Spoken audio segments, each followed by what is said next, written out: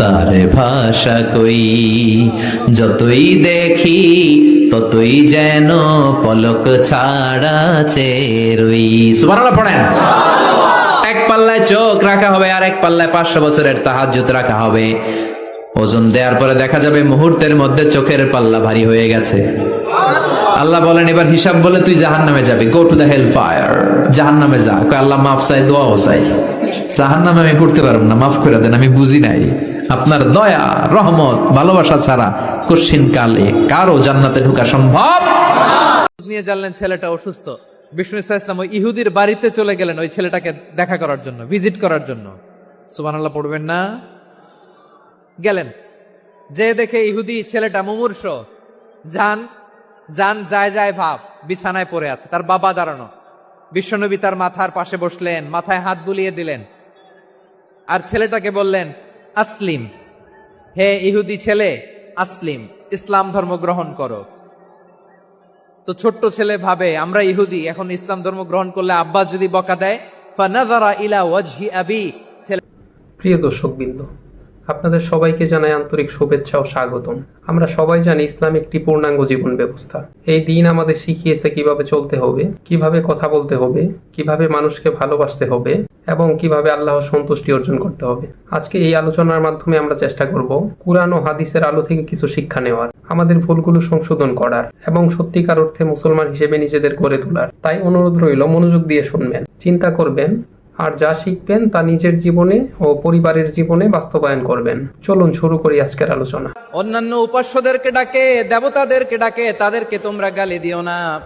ওই সমস্ত দেবতাদেরকে যদি তোমরা গালি দাও তাহলে তারা আল্লাহকে গালি দিবে, ঠিক কিনা বলেন? আমরা দেবতাদের গালি দিলে ওরা আল্লাহকে গালি দিবে। রব্বুল আলামিন বলেন খবরদার দেবতাদেরকে গালি দিও না, তাহলে ওরা তোমার রব আল্লাহরে গালি দেবে। প্রতিটি জাতির জন্য তাদের কাজকে আমি আল্লাহ সুশোভিত করে রেখেছি, তারা সবাই একদিন আমার কাছেই ফিরে আসবে। এরপর আমি রব্বুল আলামিন তাদের আমলনামা তাদেরকে জানিয়ে দেব। সুবহানাল্লাহ পড়ে। অন্য ধর্মের দেবতাদেরকে যে গালি দেয়া যাবে না, এই আদেশটা কার? আরো জোরে বলুন, কার? গালি দিবেন কোন দেবতাকে? দিবেন? যদি দেন তাহলে ওরা আল্লাহরে গালি দিবে। তাহলে আল্লাহরে গালি খাওয়াইলো কে? আপনি, ঠিক কিনা বলেন? আমি আল্লাহকে গালি খাওয়ানোর কারণ হলাম, কারণ আমি যদি গালি না দিতাম ওরা আমার রবকে গালি দিত না। আওয়াজ করে বলেন ঠিক কিনা? তাহলে প্রিয় ভাইয়েরা, ইসলাম আমাদেরকে শিখায়, সূরাতুল আনআমের 108 নম্বর আয়াত থেকে আমরা বুঝলাম কোন ধর্মকে ছোট করা যাবে না। অন্য ধর্মকে ছোট করা মানে ইসলামকে ছোট করা। অন্য ধর্মের দেবতাকে গালি দেওয়া মানে আল্লাহকে গালি খাওয়ানো। আওয়াজ করে বলেন ঠিক কিনা? খবরদার, এটা করা যাবে না। আর অন্য ধর্মের দেবতাকে যদি আপনি গালি দেন, ওরা ইসলাম থেকে দূরে সরে যাবে। যাও ইসলামের প্রতি আকৃষ্ট হয়েছিল আর কোনোদিন ইসলামের ধারে কাছে আসবে না। আওয়াজ করে বলেন ঠিক কিনা? এজন্য কখনো কোনোদিন অন্য ধর্মের দেবতাদেরকে গালি দেয়া যাবে না। অন্য ধর্মের কোন দেবতাদেরকে আমরা গালি দিব না, গালি দিব না, বরং ইসলামের beauty, the beauty of Islam, ইসলামের সৌন্দর্যকে আমরা তুলে ধরবো। আমরা যদি বিশ্বনবী সাল্লাল্লাহু আলাইহি ওয়াসাল্লামের জীবনের দিকে তাকাই তাহলে আমি দেখব বিষ্ণু ইসলাম মক্কাতে কিংবা মদিনাতে অন্য ধর্মের লোকদের সাথে খুব পিসফুলি লাইফ লিড করেছেন। হোক মুশরিক, হোক খ্রিস্টান, হোক ইহুদি, বিশ্বনবী সবার সাথে মিলেমিশে ছিলেন। আলহামদুলিল্লাহ বলেন। ইসলাম হচ্ছে পিসফুল রিলিজিয়ান। অন্য ধর্মের প্রতি সহনশীলতার সবক ইসলাম আমাদেরকে দেয়। কিন্তু প্রতিটি মুসলিমের এটা মনে রাখতে হবে, আল্লাহর কাছে পছন্দনীয় গ্রহণযোগ্য ধর্ম, জীবনাদর্শ একটি, সেটা হচ্ছে ইসলাম। আওয়াজ করে বলেন সেটা কি? লালমনিরহাটের ভাইয়েরা আওয়াজ করে বলুন, আল্লাহর কাছে মনোনীত ধর্ম একটি, সেটা কি? এজন্য রব্বুল আলামিন বলেন ইন্নাদ-দীনা ইনদাল্লাহিল ইসলাম, আল্লাহর কাছে মনোনীত গ্রহণযোগ্য অ্যাকসেপ্টেড ধর্ম মতাদর্শ একটা, সেটা হলো ইসলাম। ইসলাম ছাড়া অন্য কোন ধর্ম যদি কেউ তালাশ করে তার ওই ধর্ম আল্লাহ গ্রহণ করবে না। ওমাইয়াবতাগি গায়রাল ইসলামি দীনান ফালাই ইউকবালা মিন ওয়া হুয়া ফিল আখিরাতি মিনাল খাসিরিন।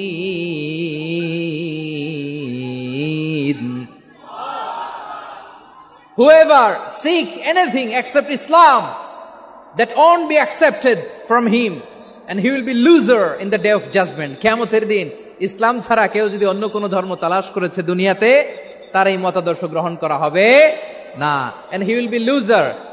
সে হবে লুজার, ক্ষতিগ্রস্ত, হাই হাই কোম্পানির ম্যানেজার। ওর আমও শেষ, সালাও শেষ। আওয়াজ করে বলেন ঠিক কি না? এজন্য ইসলাম পেয়ে আমরা খুশি না বেজার?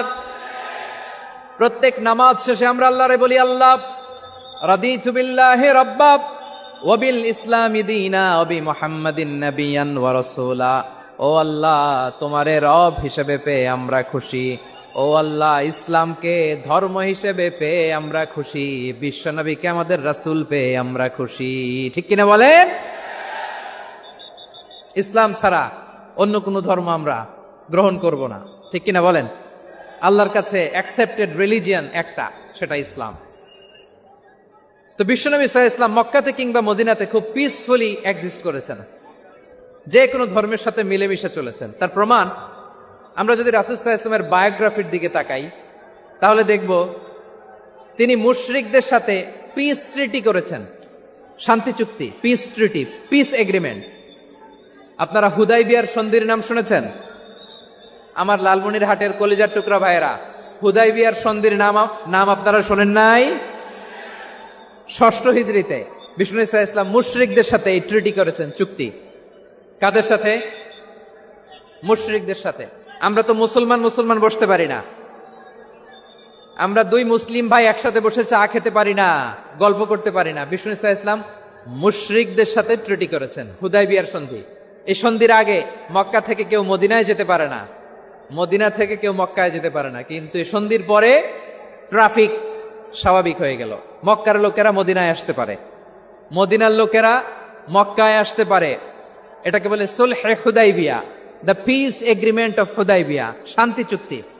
আমরা পৃথিবীতে এখন অনেক শান্তি চুক্তির নাম শুনি, এগুলো সব the piece treaty of Hudaibiya থেকে কপি করা। আল্লাহু আকবার। তাহলে বিশ্বনবী সাল্লাল্লাহু আলাইহি সাল্লাম তিনি যে শান্তিপূর্ণ সহাবস্থানে বিশ্বাসী ছিলেন, মুসলমানেরা যে অন্য ধর্মের প্রতি সহনশীল, তার প্রমাণ হচ্ছে এই পিস ট্রিটি। শুধু তাই নয়, মাইকের সাউন্ডটা একটু বাড়ায় দিতে হবে, খুব দুর্বল, একটু মজবুত করতে হবে, আর একটু ক্লিন করতে হবে, আর সবগুলা জায়গায় সাউন্ড যাচ্ছে কিনা একটু ক্রস চেক করতে হবে। হ্যাঁ, পাবেন দিচ্ছে mike operator, he is trying his level best, দিচ্ছে। মাইক অপারেটর যিনি আছেন, প্রতিটি জায়গায় প্রতিটি সাউন্ড বক্সে যেন আওয়াজ পাওয়া যায়, একটু ক্রস চেক করেন, সাউন্ডটাকে একটু স্ট্রং করে দেন। হ্যাঁ, ঠিক আছে, মাশাআল্লাহ। এদিকে তাকান, এদিকে। মক্কার পার্ট গেল, পিস এগ্রিমেন্ট করলেন, শান্তি চুক্তি।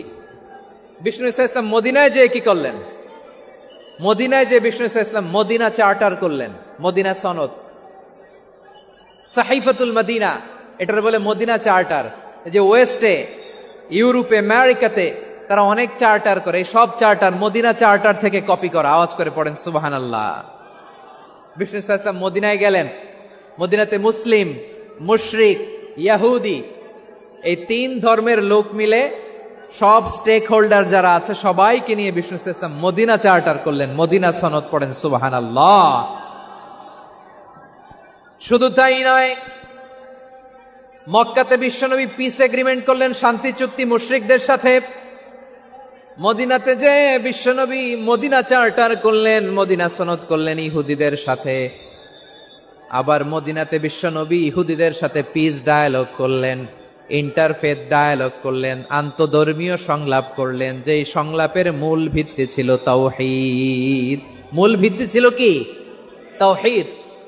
বিশ্বনবী ইহুদিদেরকে ডাকলেন, আহ্বান করলেন, কুল ইয়া আহলাল কিতাবি তাআলাউ ইলা কালিমাতিন সাওয়াইন বাইনানা ওয়া বাইনাকুম আল্লা না'বুদা ইল্লাল্লাহ ওয়া লা নুশরিকা বিহি শাইআন ওয়া লা ইয়াত্তাখিযা বা'দুনা বা'দান আরবাবাম মিন দুনিল্লাহ فإن تولوا فقولوا اشهدوا বিআন্না মুসলিমুন। সুবহানাল্লাহ পড়েন। বিশ্বনবী মদিনার ইহুদিদের ডেকে বললেন, ও ইহুদিরা শোনো শোনো, আসো এমন একটা আদর্শের প্রশ্নে আমরা একত্রিত হই যে আদর্শের প্রচার তোমাদের নবীরাও করেছে, আমিও করি। যে আদর্শের কথা তোমাদের পবিত্র ধর্মগ্রন্থগুলোতে আছে, আমার কোরআনেও আছে, সেটা হলো তাওহীদ। আমরা এক আল্লাহ ছাড়া কারো ইবাদত করব না, আল্লাহর সাথে কাউরে শরীক করব না। বিগাইরি তিবি নাফসিন ওয়া আনা হাজিজুহু ইয়াউমাল কিয়ামা। খবরদার, জেনে রেখো, কেউ যদি কোনো সংখ্যালঘুর উপরে অত্যাচার করে, কোন সংখ্যালঘুর প্রাপ্য থেকে যদি কেউ কাউকে ঠকায়, সংখ্যালঘুর উপর যদি কেউ কষ্ট দেয়, কোন সংখ্যালঘুর সম্পদ যদি কেউ জোর করে কেড়ে নেয়, আমি কিয়ামতের দিন বিশ্বনবী ওই সংখ্যালঘুর পক্ষে আর ওই মুসলমানদের বিপক্ষে বাদী হয়ে দাঁড়াবো। সুবহানাল্লাহ বলতে পারলেন না? আল্লাহু আকবার। আপনি নামাজি, আপনি মুসল্লি, আপনি হাজী সাহেব, তাহাজ্জুদ পড়তে পড়তে কপালে দাগ ফেলে দিছেন, আপনার প্রতিবেশী হিন্দু, ভাবছেন আমার তো পাওয়ার আছে, ওর জমিটা দখল করি। বিশ্বনবী বলেন, কিয়ামতের দিন ওই হিন্দুর পক্ষে তোর বিরুদ্ধে আমি বাদী হয়ে দাঁড়াবো। পৃথিবীর কোন ধর্মে এরকম স্টেটমেন্ট পাবেন? পাবেন? আপনি ভাবছেন আপনি নামাজ পড়লে, হাজী সাহেব কপালে দাগ ফেলায় দিলে আপনি সেলসেলায় জান্নাতে চলে যাবেন না? খবরদার। বিশ্বনবী বলেন, কোন সংখ্যালঘুর উপর যদি কেউ আক্রমণ করে, তার প্রাপ্য তাকে না দিয়ে যদি তাকে ঠকায়, তার উপর জুলুম করে, তার সম্পদ যদি কেড়ে নেয়, আমি নবী, তুমি মুসলিম হইতে পারো, মুসল্লি হইতে পারো, তার পক্ষে তোমার বিপক্ষে আল্লাহর দরবারে বাদী হয়ে দাঁড়াবো। আচ্ছা লালমনিরহাটের ভাইরা, কথা বুঝতে পারলে আওয়াজ করে উত্তর দেন। বিশ্বনবী যদি কারো বিপক্ষে দাঁড়ায় কিয়ামতের দিন, আই রিপিট, আমি আবারও বলছি, বিশ্বনবী যদি কিয়ামতের দিন কারো বিপক্ষে দাঁড়ায়, ও তো সেলসেলায়া জান্নাতি, তাই না? জান্নাতি না? যে নবীর সুপারিশ ছাড়া জান্নাতের গেটও দেখা যাবে না, ওই নবী যদি বলে তোর বিপক্ষে আমি বাদী হয়ে দাঁড়াবো, ওই জান্নাতে আর ঢোকার কোনো সুযোগ আমাদের থাকবে? এখানেই শেষ না আমার প্রিয় লালমনিরহাটের ভাইয়েরা, এখানেই শেষ নয়। বিশ্বনবী বলেন, মান কাতালা মুআহাদান, বুখারীর বর্ণনা, মান কাতালা মুআহাদান লাম ইয়ারাহ রাইহাতাল জান্নাহ। কেউ যদি, কোন মুসলিম যদি অন্যায়ভাবে কোনো সংখ্যালঘুকে হত্যা করে, কোনো হিন্দুকে হত্যা করে, কোনো বৌদ্ধরে হত্যা করে, অন্যায়ভাবে কোনো মুসলিম যদি কোনো সংখ্যালঘুরে হত্যা করে, জান্নাতে যাওয়া তো দূরের কথা, ওই মুসলিম জান্নাতের ঘ্রাণও পাবে না। সহিহ বুখারীর বর্ণনা, মান কাতালা মুআহাদান লাম ইয়ারাহ রাইহাতাল জান্নাহ ওয়া ইন্না রিহাহা লা ইউজাদু মিন মাসিরাতি 40 আমা। যে জান্নাতের ঘ্রাণ 40 বছর দূরের রাস্তা থেকেই পাওয়া যায়। সুবহানাল্লাহ পড়েন। প্রিয় ভাইরা, এখান থেকে জান্নাতে পৌঁছতে লাগবে 40 বছর। এত দূর, কত বছর? সবাই বলেন কত বছর? এখান থেকে জান্নাতে পৌঁছতে লাগবে 40 বছর। এত দূরে থাকতেই জান্নাতের ঘ্রাণ আপনার নাকে এসে ধাক্কা মারবে। বিশ্বনবী বলেন, যে ব্যক্তি কোন সংখ্যালঘুকে হত্যা করে, জান্নাতের ঘ্রাণ তো পাবেই, জান্নাতে তো ঢুকতে পারবেই না, জান্নাতের ঘ্রাণও তার নাকে লাগবে না। পড়েন নাউযুবিল্লাহ। তাহলে সংখ্যালঘুদের ব্যাপারে ইসলামে অধিকার দেয়া আছে না নাই? লালমনিরহাটের ভাইয়ের আওয়াজ করে বলেন, আমার সংখ্যালঘু হিন্দু ভাইদের রাইটস, অধিকার আমাদের ইসলামে প্রোটেক্টেড আছে না নাই? এখানেই শেষ না। বিষ্ণু ইসলাম আপনার অমুসলিম প্রতিবেশীর সাথে ভালো আচরণ করতে বলেছে। আমাদের হয় না, এটা মুসলিম পাড়া, ওটা বৌদ্ধ পাড়া, হয় না? অনেক সময় হয় না, এটা আমাদের মুসলিম পাড়া, ওইটা হিন্দু পাড়া, এরকম আছে না নাই? লালমনিরহাটে নাই না? আছে? হিন্দু যদি আপনার প্রতিবেশী হয় কি করবেন? ওরে কষ্ট দিবেন নাকি? কেন? ও তো হিন্দু, ও তো আমার আল্লাহরে ডাকে না, ওরে কষ্ট দিলে যায় যাবে না? খবরদার। বিষ্ণু ইসলাম বলেন, মান কানা ইউমিনু বিল্লাহ ওয়াল ইয়াউমিল আখির ফালিউকরিম জারাহ। যে আল্লাহ বিশ্বাস করে আর আখিরাতে বিশ্বাস করে, সেজন্য প্রতিবেশীর সাথে ভালো আচরণ করে। সুবহানাল্লাহ। কলিজা জুড়ায় যায় না আমার নবীর কথাগুলো শুনলে? যে আল্লাহ বিশ্বাস করে, যে আখিরাতে বিশ্বাস করে, সেজন্য প্রতিবেশীর সাথে ভালো আচরণ করে। এখানে বলছে মুসলিম প্রতিবেশী, বলছে নামাজি প্রতিবেশী বলছে, আল্লাহওয়ালা প্রতিবেশী বলছে না। প্রতিবেশী আস্তিক হোক নাস্তিক হোক, প্রতিবেশী মুমিন হোক মুশরিক হোক, প্রতিবেশী হইলেই তার সাথে ভালো আচরণের দরকার আছে না নাই? আমার প্রিয় লালমনিরহাটের ভাইয়েরা, বিষ্ণু ইসা ইসলাম ওনার ইহুদি প্রতিবেশীদের দেখাশোনা করতেন। আওয়াজ না শোনা যাক, আমারও তো দেখা যায়, আমারও তো দেখা যায়। তাকায় থাকেন, তাকায় থাকলে সওয়াব হবে। কোরআনের কথা যেখান থেকে হয় এদিকে তাকায় থাকলেই বরকত। তাকায় থাকেন। জি জি, মাইক, আমি তার মাইক ঠিক করতে আসি না এদিকে, এই মাইক ঠিক করব, ওই মাইক ঠিক করব, ওদিকে পাইলট বলবে হুজুর চলে আসেন। জি বসুন, বসুন, মাশাআল্লাহ। হ্যাঁ, খুব শান্ত, ঠিক আছে। পুলিশ ভাইরা না খেয়ে দিনরাত আপনারা যাতে সুশৃঙ্খল একটা প্রোগ্রাম উপহার পান এটাই চেষ্টা করতেছে, আপনাদেরকে কষ্ট দিতে আসে নাই। একটু একটু সহযোগিতা করেন। জি মাশাআল্লাহ, হ্যাঁ ঠিক আছে। আমার প্রিয় ভাইরা, প্রতিবেশী আস্তিক হোক নাস্তিক হোক, মুসলিম হোক হিন্দু হোক, তার সাথে ভালো আচরণ করতে হবে। বিষ্ণু ইসা ইসলাম ওনার ইহুদি প্রতিবেশীর বাসায় যেতেন। কোন প্রতিবেশী? ইহুদি। আওয়াজ করে বলেন, কোন প্রতিবেশী? ইহুদি।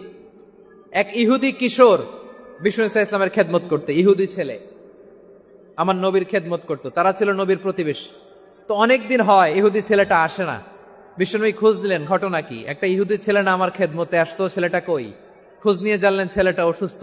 বিষ্ণু ইসা ইসলাম ওই ইহুদির বাড়িতে চলে গেলেন ওই ছেলেটাকে দেখা করার জন্য, ভিজিট করার জন্য। সুবহানাল্লাহ পড়বেন না? গেলেন, যে দেখে ইহুদি ছেলেটা মুমূর্ষ, যান যান যায় যায় ভাব, বিছানায় পড়ে আছে, তার বাবা দাঁড়ানো। বিশ্বনবী তার মাথার পাশে বসলেন, মাথায় হাত বুলিয়ে দিলেন, আর ছেলেটাকে বললেন আসলিম, হে ইহুদি ছেলে আসলিম, ইসলাম ধর্ম গ্রহণ করো। তো ছোট্ট ছেলে ভাবে আমরা ইহুদি, এখন ইসলাম ধর্ম গ্রহণ করলে আব্বা যদি বকা দেয়, ফানাযারা ইলা ওয়াজহি আবি, ছেলেটা তার বাবার চেহারার দিকে তাকালো, দেখি আব্বা কি কয়। আব্বা যদি বলে তাইলে ইসলাম ধর্ম গ্রহণ করব। ইহুদি ছেলেটা তার বাবার দিকে যখন তাকালো, ওর বাবা বলে আতি আবুল কাসিম, আবুল কাসিম যা বলে তাই করো। আবুল কাসিম হচ্ছে বিষ্ণু ইসা ইসলামের একটা কুনিয়াত, উপনাম। আমার রাসূলের বড় ছেলের নাম ছিল কাসেম। যেমন দেখবেন আমাদের এলাকায় কারো ছেলের বড় ছেলের নাম যদি হয় আব্দুল্লাহ, এরা আব্দুল্লাহর বাপ বলে ডাকে। কারো বড় মেয়ের নাম যদি হয় ফাতেমা, এরা কি ডাকে? ফাতেমার বাপ বলে না? তো বিষ্ণু ইসা ইসলামের বড় ছেলের নাম ছিল কাসেম। ইহুদি বাবা বলল আতি আবুল কাসেম, আবুল কাসেম যা বলে তাই শোনো, মানে মোহাম্মদ যা বলে তাই শোনো। এই কথা শুনে ছেলে সাহস পাইছে, ছেলে আবার পড়তে আরম্ভ করলো আশহাদু আল্লাহ ইলাহা ইল্লাল্লাহ। এই পৃথিবীতে আল্লাহর সবচেয়ে বেশি প্রশংসা করেছেন বিশ্বনবী মুহাম্মদ সাল্লাল্লাহু আলাইহি ওয়াসাল্লাম। আবার নিজেও প্রশংসিত, ওনার এক নাম আহমদ, মানে যিনি সবচেয়ে প্রশংসা করে। আবার মুহাম্মদ মানে নিজেও প্রশংসিত। জান্নাতীদেরকে নিয়ে বিশ্বনবী যখন কিয়ামতের দিন বিচার শেষে জান্নাতের দরজায় যে কড়া নাড়বে, ওই দিন বিশ্বনবীর হাতে একটা পতাকা থাকবে।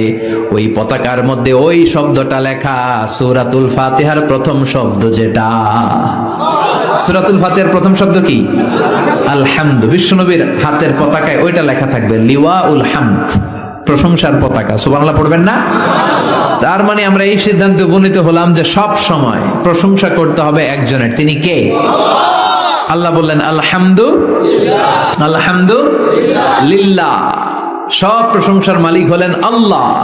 কি সুন্দর নাম তার, কি মজার নাম। আলিফ লাম লাম হা, আলিফ লাম, সবাই বলেন আলিফ লাম লাম হা, আওয়াজ করে আলিফ লাম লাম হা।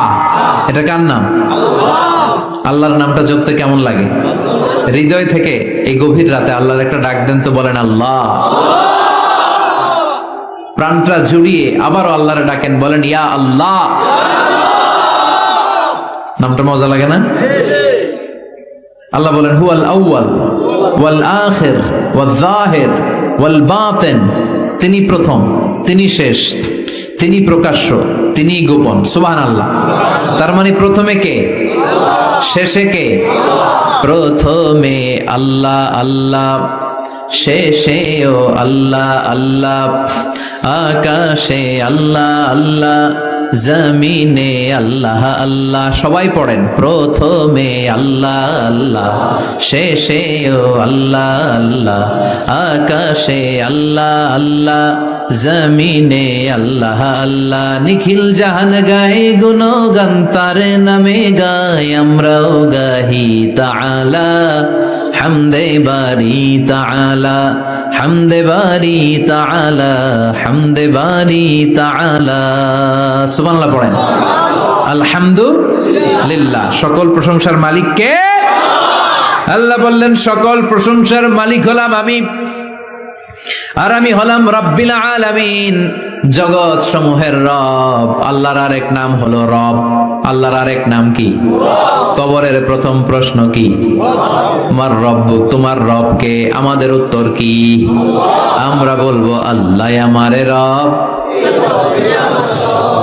আল্লাহ আমারে রব, দমে দমে তনু মনে তারি অনুভব।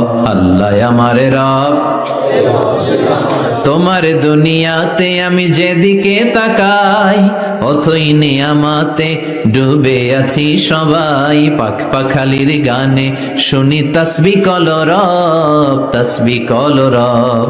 আল্লাহ আমারে রব, ওনার নাম হচ্ছে রব। নাম কি?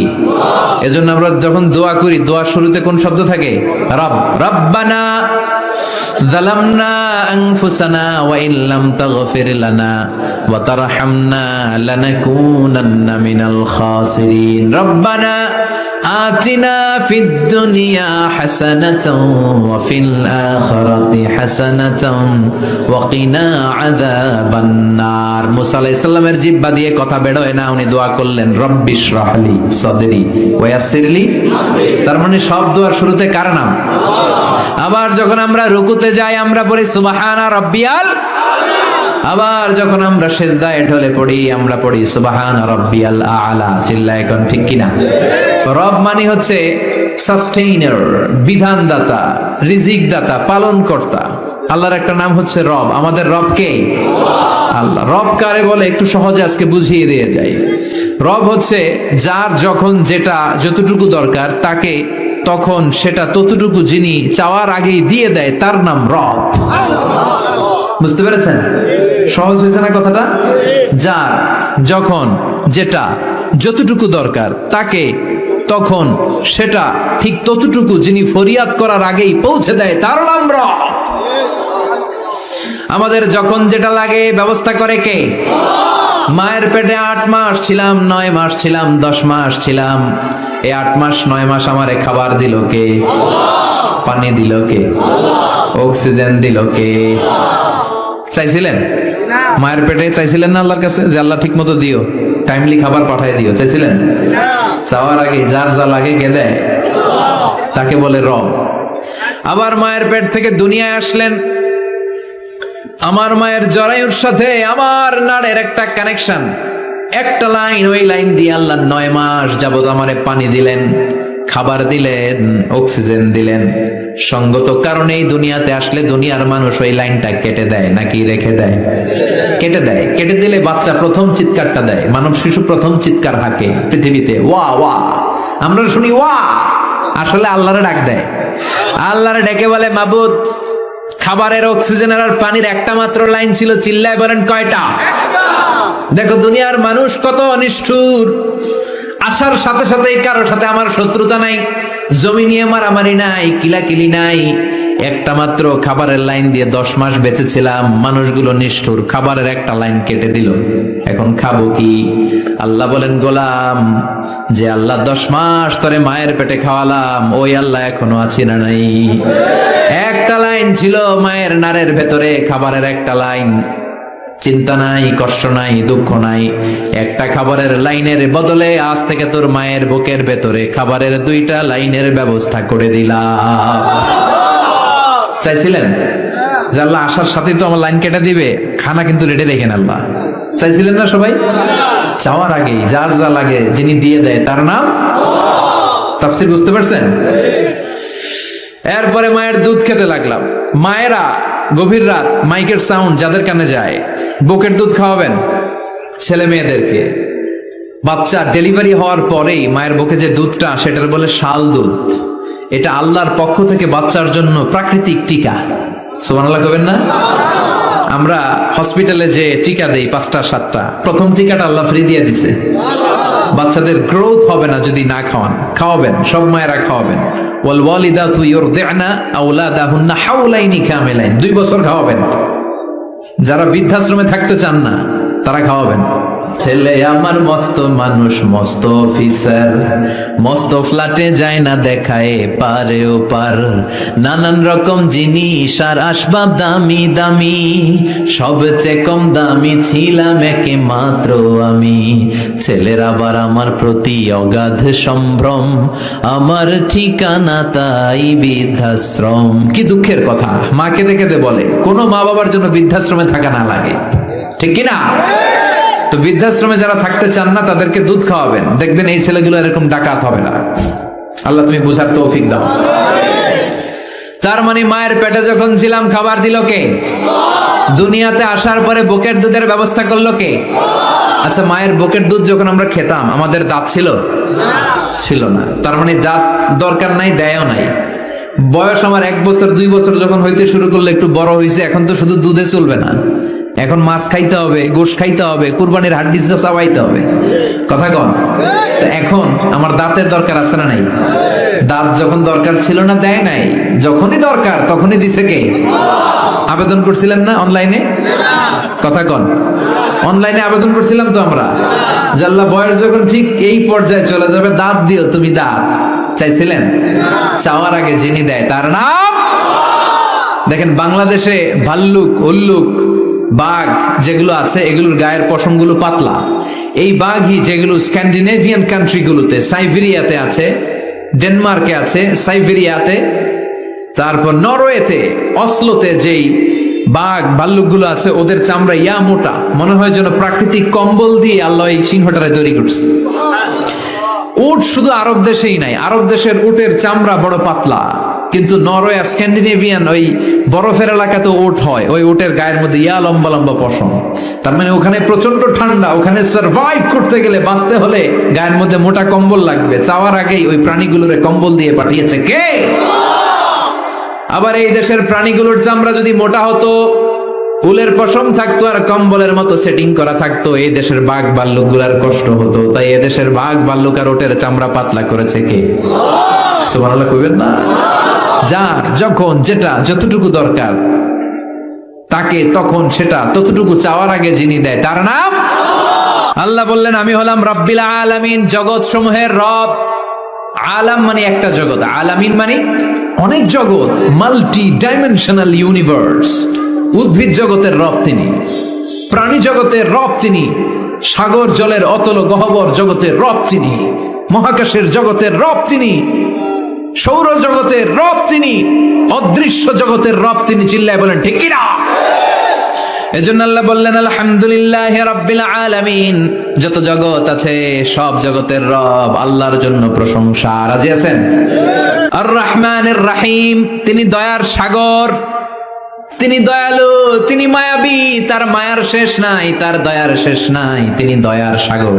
আল্লাহ তুমি দয়ার সাগর, রহমানুর রহিম, তোমার দয়াই পূর্ণ আমার সারা নিশিদিন। সুবহানাল্লাহ পড়েন।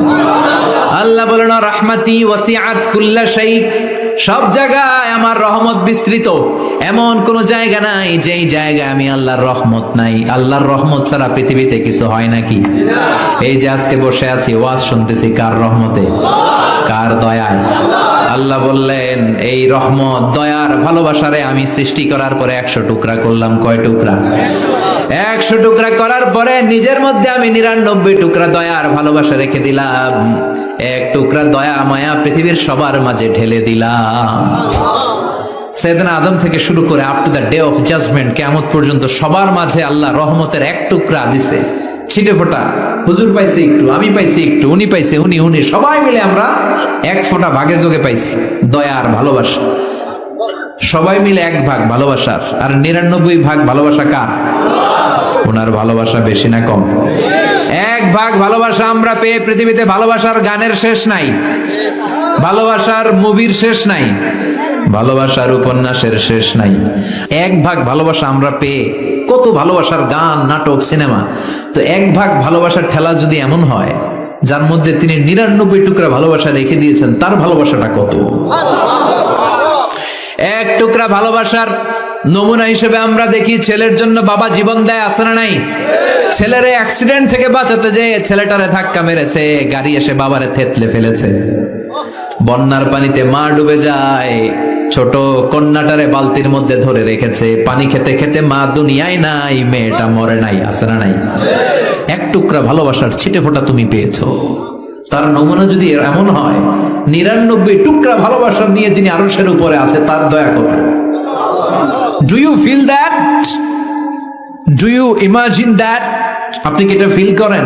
আপনাকে ফিল করতে হবে। এজন্য আল্লাহ বলে, গোলাম 24/7, 24 ঘন্টা আমার দরজা খোলা। কত পাপ করেছিস, কত অন্যায় করেছিস, কত পর্নোগ্রাফি দেখেছিস, কত হিন্দি সিনেমা দেখেছিস, কত অশ্লীল মেয়েদের নাচ দেখেছিস, রাত্রিবেলা নেকেড ভিডিও দেখেছিস, কত অন্যায় করেছিস। আজও আমার দরজা তোর জন্য খোলা, আছে না নাই? চোখের পানি ছাড়, যায় নামাজটা বিছিয়ে দে, 2 রাকাত নামাজ পড়ে আমারে ডাক দে, ডাক দেওয়ার সাথে সাথে তোর দোয়া কবুল হয়ে যাবে। কত পাপ করেছিস, আল্লাহ ডেকে বলে, তোর পাপ যদি হয় খালের পানির সমান, বিলের পানির সমান, আমি আল্লাহর দয়া তো সাগরের পানির সমান। তোর পাপ যদি হয় পাহাড়ের সমান, জেনে রাখ আমি আল্লাহর দয়া আকাশের সমান। ভরসা লাগে? আল্লাহর উপর ভরসা লাগে না? মনে রাখবেন, এখানে আমরা সবাই পাপী। আমরা কি? কুল্লুকুম খাত্তাউন খায়রুল খাত্তাইন আত-তাওয়াবুন। সবাই পাপী, কিন্তু সবচেয়ে ভালো পাপী ওই পাপী যেই পাপী পাপ করার পরেই তওবা করে। তওবা করতে রাজি আছেন তো? যত পাপ আপনার হোক, টেনশন নাই, আমাদের ভরসা একজনের উপর। চিল্লায় বলেন, তিনি কে? বনি ইসরাইলের এক আবেদ 100 বছর ইবাদত করেছে। কিয়ামতের দিন আল্লাহ খুশি হয়ে বলবেন, ও আল্লাহর ওলি, উদখুলিল জান্নাতা বিরহমাতি, go to the paradise with my mercy. আমার দয়ায় আর ভালোবাসায় জান্নাতে ঢুক। আল্লাহর ওলি বলবে, বালবি আমালি, আপনার দয়া দিয়ে জান্নাত কেন? আমার আমল দিয়ে যেতে চাই, আমি নামাজ তো কম পড়ি নাই, তো দয়া লাগবে কেন আপনার? আল্লাহ বলবেন, তাই? আমার দয়া ছাড়া তুই জান্নাতে যেতে পারবি? কি আমল করেছিস তুই? ওকে, লেটস মেক এ ক্যালকুলেশন, চল একটা হিসাব করি। তোর শত শত বছরের তাহাজ্জুদ গুলারে এক পাল্লায় রেখে দে, আর দয়া করে মায়া করে দুনিয়াতে সৌন্দর্য দেখার জন্য চোখ যে দিয়েছি, চোখটা একটা পাল্লায় রেখে দে। এক পাল্লায় 500 বছরের তাহাজ্জুদ, আরেক পাল্লায় কি? এই দুটি চোখ দিয়েছি বলে দেখো যে কত অপরূপ, নয়নাভিরাম খেতে খামারের জুড়াই জ্বালা, বিধুর ধূপ তোমার দেয়া চোখের শুকুর জানাবো তার ভাষা কই। যতই দেখি ততই যেন পলক ছাড়া চেরই। সুবহানাল্লাহ পড়েন। এক পাল্লায় চোখ রাখা হবে, আর এক পাল্লায় 500 বছরের তাহাজ্জুদ রাখা হবে। ওজন দেওয়ার পরে দেখা যাবে মুহূর্তের মধ্যে চোখের পাল্লা ভারী হয়ে গেছে। আল্লাহ বলেন, এবার হিসাব বলে তুই জাহান্নামে যাবি, go to the hell fire, জাহান্নামে যা। আল্লাহ মাফ চাই, দোয়া চাই।